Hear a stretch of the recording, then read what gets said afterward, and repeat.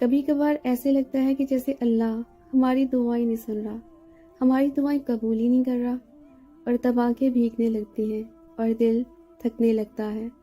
اللہ تو ہمیشہ اپنے بندے کے ساتھ ہے، پھر تم کیوں مایوس ہو جاتے ہو؟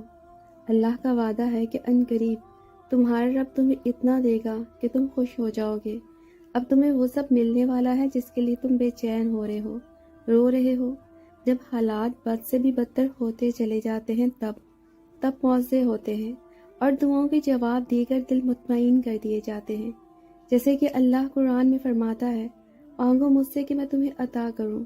اللہ تمہیں اتنا دے گا کہ تم خوش ہو جاؤ گے، اور پھر تمہیں کبھی اس چیز کی طلب غمزدہ نہیں کرے گی جس کے لیے تم پریشان ہو، تکلیف میں ہو۔ تہجد پڑھنے والوں کو موضوع کا انتظار نہیں کرنا پڑتا۔ جب اللہ نے تمہاری زندگی کو حیرت انگیز موڑ دینا ہوتا ہے تب وہ تمہیں تہجد تک لے آتا ہے۔ جب اللہ نے تمہیں تمہاری پسندیدہ چیز سے نوازنا ہوتا ہے پھر وہ تمہیں اپنی عبادت کے ذریعے مانگنے کی توفیق دیتا ہے۔ تہجد کا صلہ صرف اور صرف کن ہے۔ تہجد کی طاقتوں کے سامنے کوئی بھی چیز ٹک نہیں سکتی، تمہارا مقدر بھی نہیں۔ دعا بندے کو اپنے رب کے قریب کر دیتی ہے۔ اس وقت میں بندہ اپنے رب کو مناتا ہے، تب تک مناتا ہے جب تک کہ رب راضی نہیں ہو جاتا۔ انکار تو اللہ کے در پر ہے ہی نہیں۔ جو تم نے مانگ لیا وہ مل گیا۔ یاد رکھو، جو اللہ سے دعاؤں کا سلسلہ نہیں توڑتے اللہ ان کو ان کی چاہت سے جوڑ دیتا ہے۔ کہ یاد نہیں تمہیں اللہ کے وعدے؟ اسی توکل سے تم اللہ کو پکارتے رہو۔ اللہ کی تدبیریں تمہاری سب آزمائشوں سے بڑی ہیں۔ تھک کر دعاؤں سے پیچھے مت ہٹ جانا، بلکہ دعاؤں پہ ڈٹ جانا۔ اللہ صبر کرنے والوں سے محبت کرتا ہے۔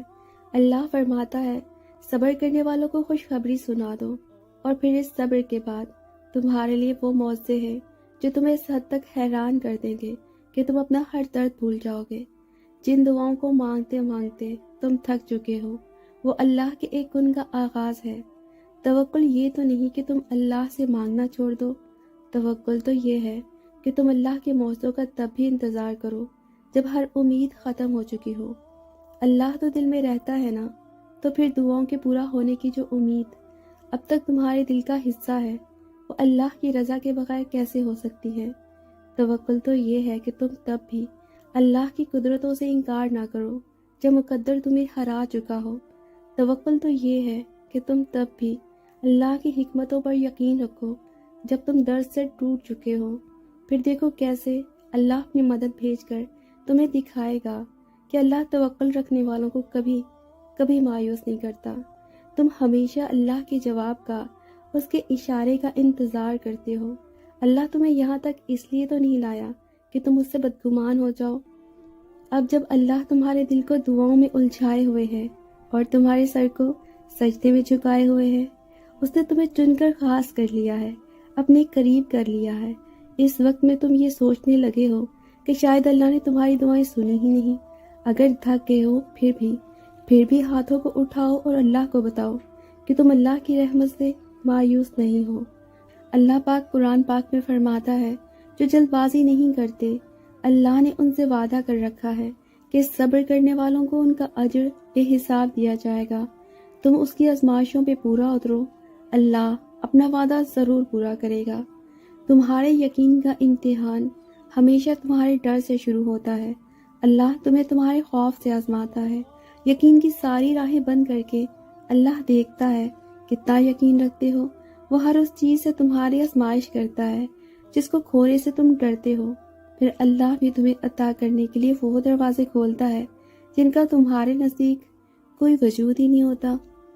پھر جب 1500 کے باوجود بھی تم مانگنا نہیں چھوڑتے، صبر سے اللہ کے کن کا انتظار کرتے ہو، اور پھر تم پر اللہ کی رحمتوں کی ایسی بارش ہوتی ہے جس کا تم نے کبھی تصور بھی نہ کیا ہو، اور پھر تم پر وہ وقت بھی آئے گا جب تم مسکرا اٹھو گے اور یہ کہو گے، اللہ نے مجھے یوں خوش کر دیا جیسا کہ میں نے کبھی سوچا بھی نہ تھا۔ انشاءاللہ وہ القادر ہے، ہر چیز پر قدرت رکھتا ہے۔ اگر درد رات بھر تمہیں سونے نہیں دیتا تو جان لو کہ اللہ منتظر ہے تمہارا۔ تو بس پھر صبر کرو، یہ اللہ ہی کے فیصلے ہیں کہ وہ تمہیں کب اور کیا دیتا ہے۔ تو پھر یہ کیوں ملا اور وہ کیوں نہ ملا، یہ سوچنا تمہارا کام نہیں ہے۔ تمہارا کام بس دعا کرنا ہے اور یقین رکھنا ہے، کیونکہ تم خود اپنے لیے اچھے اور برے کا فیصلہ نہیں کر سکتے۔ دعائیں قبول ہوتی ہیں ہر مشکل کے ساتھ آسانی ہے۔ ہر رات کے بعد دن ضرور آتا ہے، اور اللہ اپنے بندوں کو کبھی بھی مسلسل تکلیف میں نہیں رکھتا۔ یہ تم سے کس نے کہہ دیا؟ جو چھن جائے وہ لوٹایا نہیں جاتا۔ کہ تم نے سنا نہیں حضرت موسیٰ علیہ السلام کا واقعہ، کہ حضرت موسیٰ علیہ السلام کو اپنی والدہ کے پاس واپس لوٹا دیا گیا۔ اللہ ہر چیز کو واپس لے آتا ہے تمہارے پاس۔ اللہ تم سے ان چیزوں کو دور اس لیے کرتا ہے کیونکہ تم ان سے ایسی محبت کرنے لگتے ہو جس کا حقدار صرف اور صرف اللہ ہے۔